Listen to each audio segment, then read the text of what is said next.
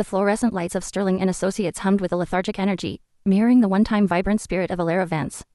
2 years ago, she had walked into this office as a senior project manager, brimming with ideas, ambition, and a fierce dedication to her craft. The company was on the cusp of innovation, and Alara, with her knack for streamlining complex processes and her almost prescient ability to anticipate client needs, was poised to be a key player. Then there was Julian Sterling. Initially, he had been charming, almost paternally encouraging. He'd nod vigorously at her proposals, offer a knowing smile, and assure her that her talent was exactly what the firm needed. Alara had mistaken his initial warmth for genuine mentorship. She was wrong. Julian Sterling was a predator in a bespoke suit, and Alara, a gazelle trapped in a golden cage. The subtle signs came first. A misplaced memo that only she was blamed for. A minor omission in a report that Julian had edited himself, conveniently forgotten when the CEO, Mr. Harrison, raised an eyebrow. Alara, ever the problem solver, would quietly correct, adapt, and make sure everything ran smoothly. She saw it as part of her job, cushioning the occasional oversight of a busy boss. But Julian's oversights weren't occasional. They were strategic. He would micromanage her into paralysis, then berate her for failing to show initiative. He would steal major credit for her groundbreaking project designs, presenting them as his own brainchild to Mr. Harrison, while subtly shifting blame for any minor hiccups onto her. Alara would spend weeks meticulously crafting a client proposal, only for Julian to add a single, grammatically incorrect sentence on the cover page and then present it as our team's hard work, under my diligent leadership. Alara, he'd drone, leaning back in his expensive leather chair, a self-satisfied smirk playing on his lips. I need you to redo the entire Q3 financial forecast. I know you just completed it, but I've had a vision that requires a complete paradigm shift. I'll need it on my desk by 9 a.m. tomorrow. Naturally, I expect it to be flawless. This, after she'd worked 3 consecutive all-nighters to deliver the original, which he'd subsequently dismissed with a wave of his hand, claiming it lacked a certain sterling touch. The constant barrage chipped away at her. The late nights became the norm, not the exception. Her phone buzzed with his passive-aggressive emails at all hours. He'd call her into his office, close the door, and dissect her work with a surgeon's precision, only to tell her how lucky she was to have him guiding her. He gaslit her so expertly, she started to question her own memory, her own competence, even her own sanity. Had she really said that? Did she truly forget that detail? Was she, as Julian often implied, too emotional, too green, too female for this cutthroat world? The anxiety became her shadow. Sleepless nights morphed into days filled with a crippling fatigue that no amount of coffee could dispel. A dull ache settled behind her eyes, a constant reminder of the tension that gripped her jaw. Her once bright apartment felt like a tomb, her vibrant social life a distant memory.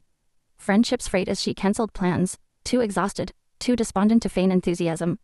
The thought of walking into the office each morning felt like wading through quicksand, each step heavier than the last.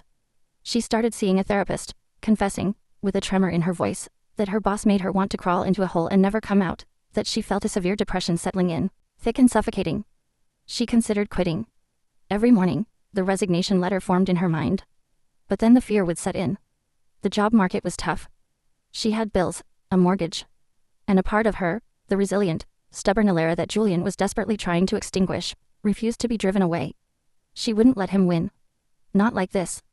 The breaking point arrived with the Horizon project. It was a multi-million-dollar venture, critical to Sterling and Associates' trajectory, and Mr. Harrison's pet project.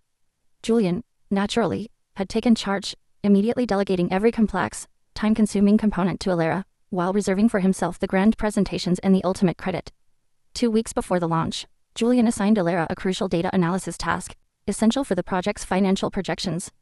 He gave her a stack of raw, unsorted data, a chaotic mix of spreadsheets and handwritten notes, declaring, Alara, I need a comprehensive risk assessment and a 10-year growth projection today. Don't bother me with details, just get it done. No excuses. He then conveniently disappeared for an executive retreat for the next 3 days, leaving Alara to drown in the impossible task with fragmented, contradictory information. She worked through the night, fueled by adrenaline and a growing sense of dread. She uncovered a glaring discrepancy. A significant capital expenditure had been miscategorized as operational, distorting the entire financial outlook. It was a glaring error, one that could cost the company millions. She immediately drafted a detailed memo, outlining the issue, attaching her painstakingly reanalyzed data, and emailing it to Julian's personal and work accounts, despite knowing he was unreachable. She even copied herself for documentation. Julian returned, breezed through the office, and then, during a high-level update meeting with Mr. Harrison in the board, he proudly presented her slides, omitting any mention of the discrepancy. When Mr. Harrison, with his sharp, experienced eye, pointed to the skewed projections and inquired about the anomaly, Julian's face went rigid. He stammered, then, without a moment's hesitation, pointed directly at Elara. "Ah, yes. A minor oversight, Mr. Harrison. Elara was responsible for that section. I'm afraid she may have misinterpreted some of the figures. We'll have her corrected immediately." The blood drained from Elara's face, then surged back in a furious, burning wave. Her hands clenched under the table. She felt the familiar suffocating sensation, the icy grip of despair. But this time, something snapped. Instead of the usual self-doubt, a cold, crystalline resolve settled in her gut. The depression, instead of consuming her, hardened into a weapon. She wouldn't just survive, she would make him regret every waking moment he had chosen to inflict pain. The days that followed were a blur of meticulous observation. Elara stopped reacting emotionally to Julian's taunts and demands. Instead, she viewed him with the clinical detachment of a scientist studying a specimen.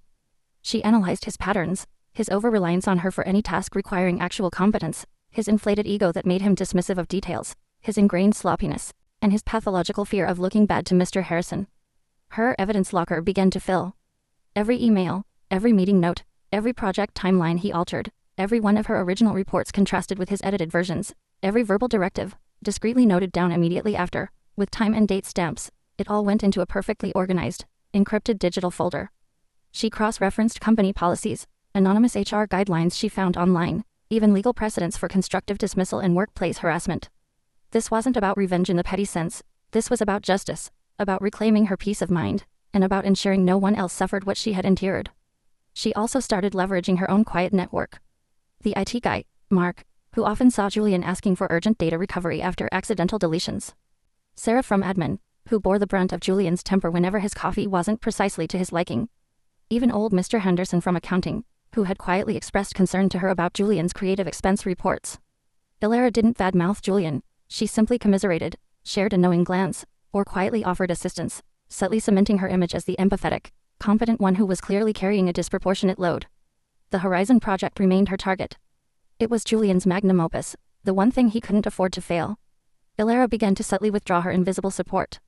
She became perfectly compliant, executing his every instruction with an almost robotic precision, but no longer anticipating his mistakes or correcting his flawed logic. "Elara, I need you to integrate the market research data into the sales projections. But make sure we prioritize the optimistic forecast for the board. We need to project confidence, regardless of those unfavorable consumer sentiment reports." Elara's internal monologue screamed, "He wants me to lie." But she simply nodded. "Understood, Mr. Sterling. The optimistic forecast will be prominently featured, as per your directive, and the consumer sentiment reports will be de-emphasized." She would then, in her meticulous documentation, record the exact instruction, attaching the email. Her projections were technically accurate, reflecting the optimistic scenario he demanded, but her working files, impeccably organized, contained the full, unvarnished risk assessment. She also began forgetting to remind him of crucial deadlines for tasks he was supposed to oversee. The weekly vendor reports. She'd send him a reminder, but wouldn't follow up if he ignored it. The external consultant's updated brief. She'd leave it on his desk, but wouldn't chase him to read it. He, confident in her usual proactive diligence, slowly began to miss things. His usual pattern of blaming her for these oversights was met with her calm, collected response. "I placed the brief on your desk at 9:15 a.m. on Tuesday, Mr. Sterling, as verified by Sarah in admin. I assumed you had reviewed it." The trap was set for the final board presentation of the Horizon project. Julian, as usual, had taken sole responsibility for the overall strategic direction and the final budget approval, even making some last-minute optimizations which Elara knew were disastrous cost-cutting measures to impress Mr. Harrison. Elara, meanwhile, had ensured that her core deliverables, the project's technical backbone, were flawless and bulletproof, each step documented, signed off, and time-stamped. The day of the presentation arrived. The boardroom was filled with the usual tension, punctuated by the clinking of coffee cups. Mr. Harrison sat at the head of the table, his gaze sharp and expectant. Julian, resplendent in a new suit, started his presentation, a practiced smile on his face, a confident swagger in his voice. He clipped through slides Elara had designed, taking credit for every innovative feature. Then, Mr. Harrison paused on a slide detailing the updated budget. "Julian," he began, his voice deceptively calm, "I'm looking at these figures, and I'm a little confused.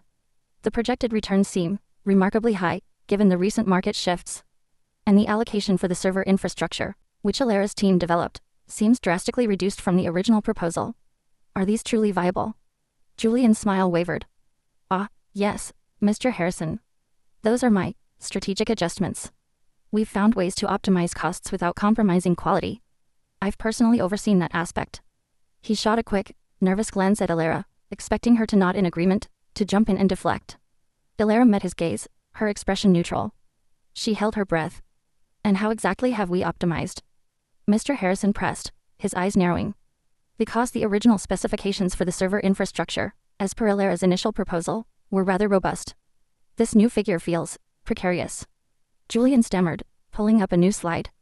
Well, we've decided to move to a cloud-based solution, which significantly reduces upfront costs. A decision I made to maximize shareholder value. And the long-term maintenance implications of that cloud solution, particularly given the proprietary nature of our data. Mr. Harrison inquired, his tone now edged with steel. Did you consult with our IT department on that, Julian? Julian swallowed hard. I believe Alara might have some of those details, Mr. Harrison. She handles the technical minutiae. He tried to pass the buck, as always. Alara cleared her throat, her voice calm and steady, drawing every eye in the room. Thank you, Mr. Sterling. Mr. Harrison, if I may, my initial proposal specified on-premises servers for enhanced security and long-term cost predictability, as detailed in Appendix C. However, on date, Mr. Sterling directed me to revise the budget to reflect a more aggressive cost-saving model, explicitly stating a shift to a generic cloud provider, overriding our security team's recommendations. I documented this directive via email on date and time, and presented the updated budget figures based solely on his instructions. She then, with a click of her laptop, projected her impeccably organized digital folder onto the main screen, pulling up the email. Julian's face, now pale and sweat-beaded, appeared alongside the damning text, his own words accusing him. Furthermore, Alara continued, the optimistic forecast Mr. Sterling presented was based on the specific instruction to de-emphasize the negative consumer sentiment reports. My comprehensive risk assessment, including those reports, which I submitted to Mr. Sterling on date for review, painted a more conservative, albeit realistic, picture.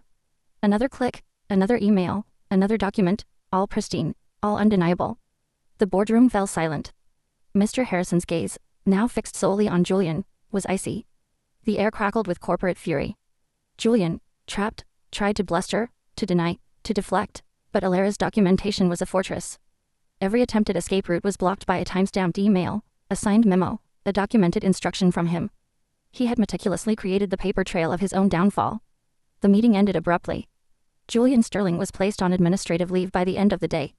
Within a week, the whispers turned to confirmed facts. He was quietly let go, his reputation in the industry irrevocably tarnished.